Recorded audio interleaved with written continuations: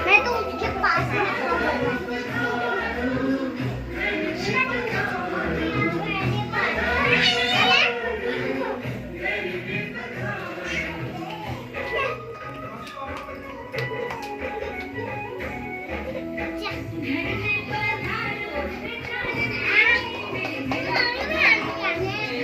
और अब मैं यहाँ पर भिगोने वाली हूँ बादाम, बेसिकली जो आप देख रहे हैं ये।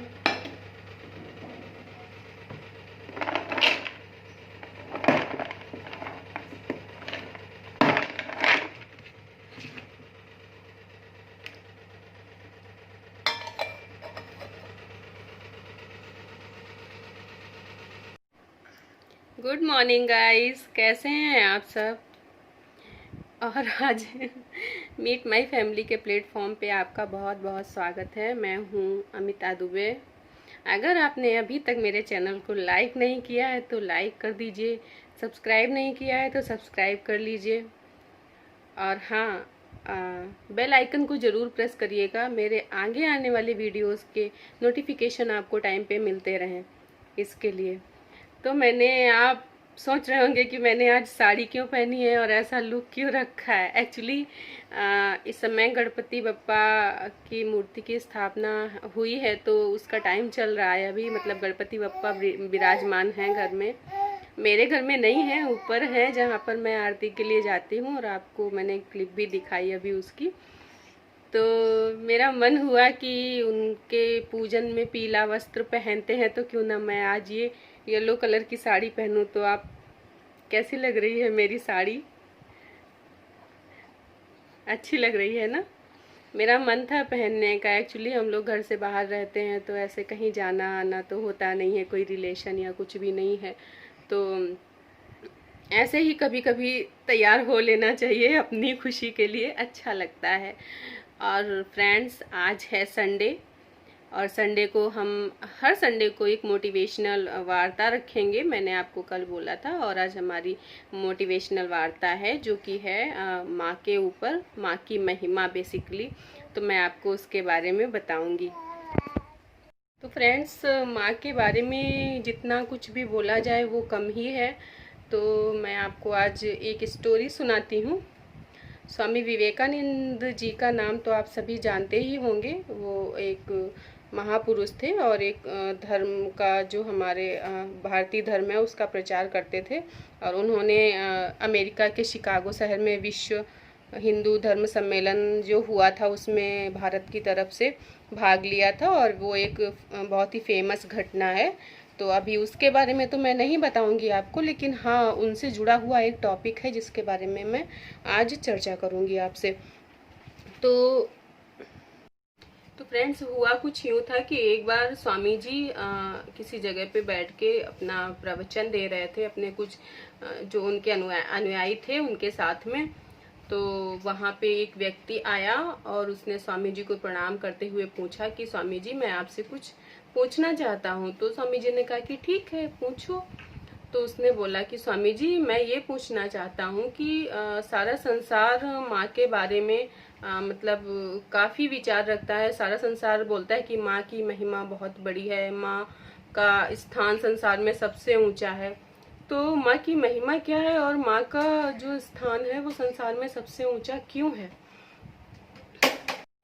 तो स्वामी जी मुस्कुराए और उन्होंने कहा कि ठीक है, मैं तुम्हारे इस क्वेश्चन का जवाब जरूर दूंगा, लेकिन उससे पहले तुम्हें मेरा एक काम करना होगा। तो उसने पूछा कि स्वामी जी, मुझे आपका क्या काम करना होगा।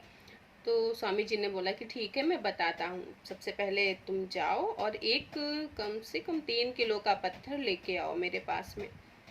तो उसे कुछ समझ में नहीं आया, बट स्वामी जी ने कहा कि पत्थर लेके आओ, तो वो पत्थर लेने चला गया। तो वो एक पत्थर लेके आया, तो स्वामी जी के पास आया उसने और स्वामी जी को दिया कि आपने कहा था कि पत्थर ले आओ, तो मैं पत्थर लेके आया। स्वामी जी ने कहा ठीक है। स्वामी जी ने एक कपड़ा लिया और उस कपड़े की सहायता से उस पत्थर को उस व्यक्ति के पेट में बांध दिया।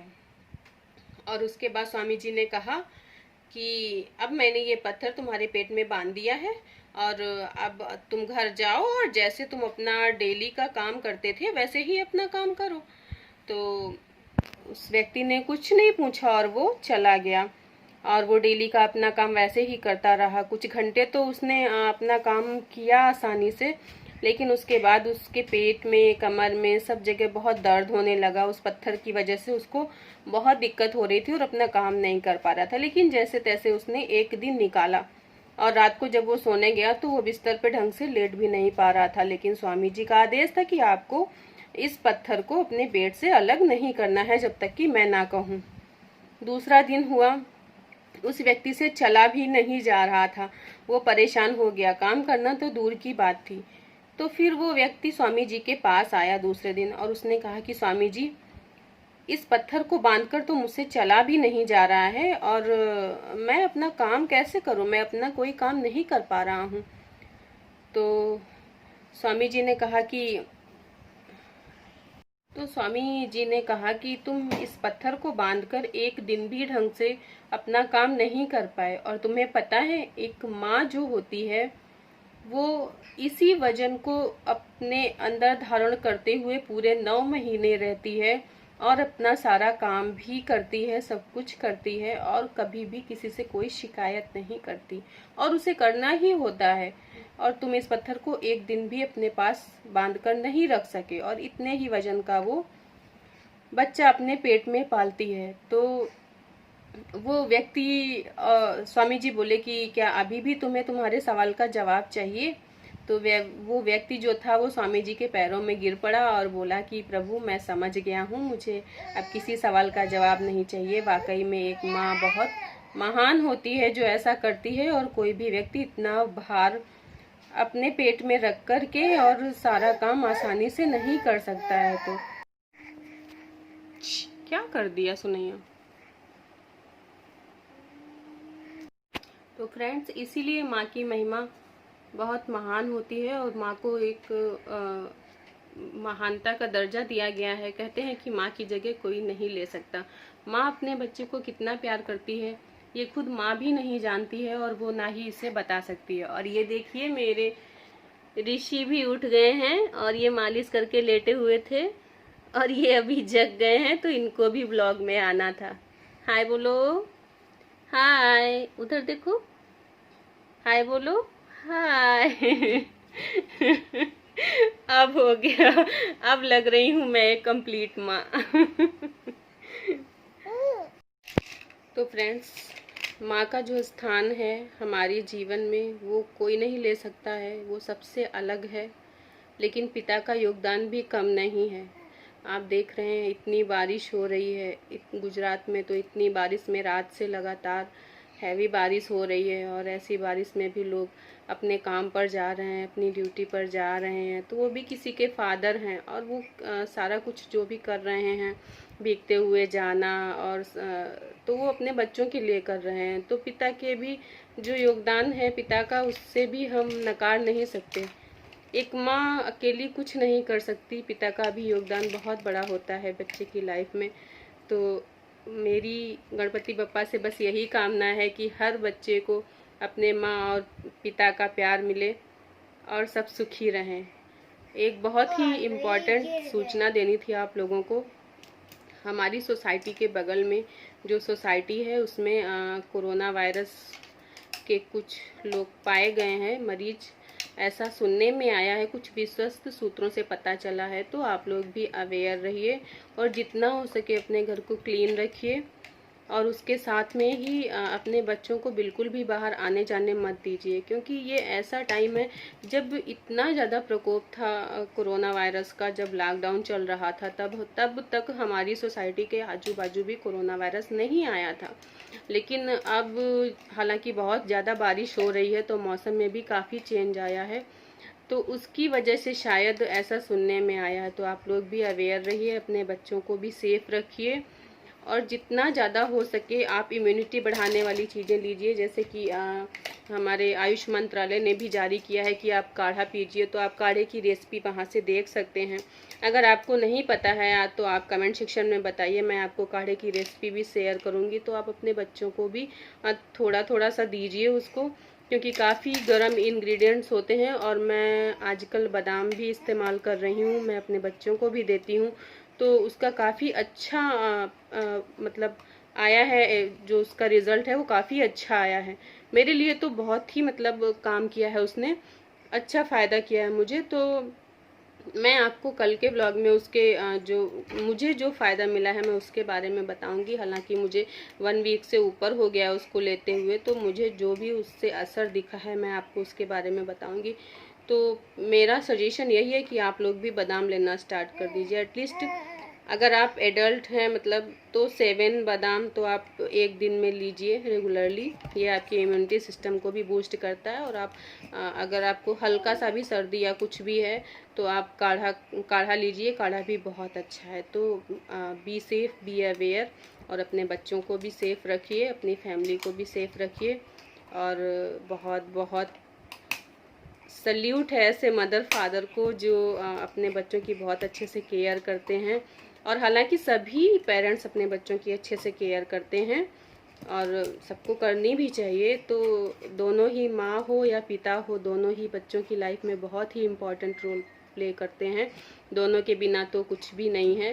तो यही था मेरा आज का ब्लॉग और माँ की महिमा। तो आपको ये स्टोरी कैसी लगी और आपने इस स्टोरी से क्या सीखा वो मुझे नीचे कमेंट सेक्शन में बताइएगा। और अगर आपको मेरा वीडियो अच्छा लगता है तो वीडियो को प्लीज़ प्लीज़ प्लीज़ लाइक कीजिएगा। और चैनल को तो आपने सब्सक्राइब किया ही होगा। अगर आपको मेरे वीडियोस अच्छे लगते हैं तो आप अपने फ्रेंड्स में, अपने रिलेटिव्स में मेरे वीडियोस को शेयर कर सकते हैं, ताकि वो लोग भी इस चैनल से जुड़ सकें और मीट माई फैमिली का हिस्सा बन सकें। तो फ्रेंड्स, आज की वार्ता यही थी, माँ की महिमा। नेक्स्ट वार्ता अगले संडे को होगी। तो अगले संडे के मोटिवेशनल स्पीच में क्या होगा वो मैं आगे आने वाले सैटरडे को आपको बता दूंगी। और कैसी चल रही है आप लोगों की गणपति बप्पा की पूजा। अगर आपके यहाँ स्थापना हुई है तो बस हमने भी कल से ही जाना स्टार्ट किया। एक्चुअली हमारे यहाँ ऊपर सोसाइटी में एक लोगों के यहाँ हुई है स्थापना, तो हम लोग वहाँ पे गए थे, तो मैंने आपको वीडियो दिखाया था उसका।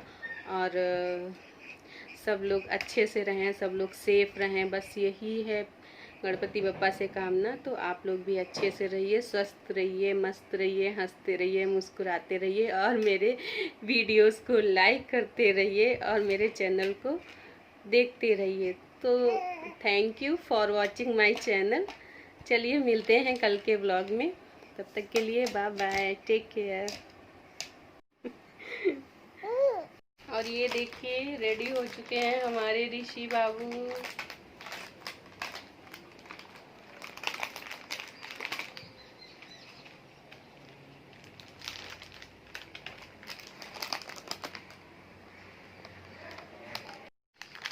आप नहीं खा पाओगे बेटा उसको, इनको सब कुछ खाने को चाहिए, ये सब खा लेंगे, बस जो भैया को मिलेगा वो इनको भी चाहिए।